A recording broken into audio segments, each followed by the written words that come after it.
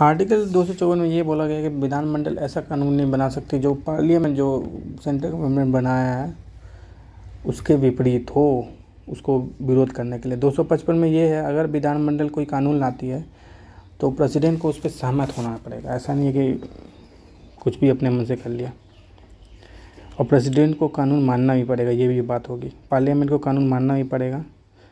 और 256 में यही बोले यूनियन स्टेट एग्जीक्यूटिव सेपरेट होना चाहिए, दोनों का एग्जीक्यूटिव कार्यपालिका अलग अलग होनी चाहिए। 57 में ये है कि सेंट्रल गवर्नमेंट की जो प्रॉपर्टी जो स्टेट सब में होता है उसकी रक्षा करेगा, जैसे कि रेलवे, पोस्ट ऑफिस, बैंक, वो उसकी रक्षा स्टेट गवर्नमेंट करेगा। 262 में क्या है, नदी विवाद प्राधिकरण, नदी विवाद से रिलेटेड ट्रिब्यूनल सेटअप का प्रावधान है 262 में।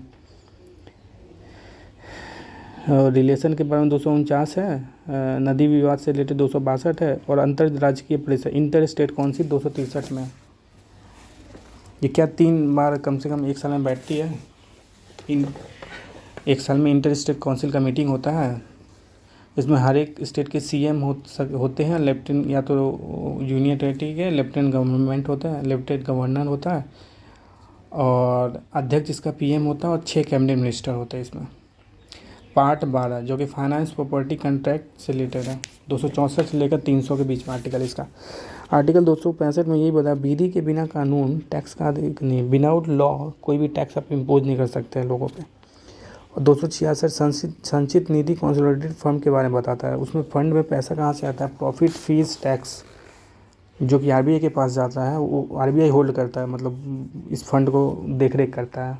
तो प्रॉफिट, फीस और टैक्स का पैसा इसी में जाता है। और धन निकालने के लिए आपको बजट जो लाते हैं एक्चुअली इसी फंड से रिलेटेड बातें होती है, उसमें पैसा निकालने से रिलेटेड बात।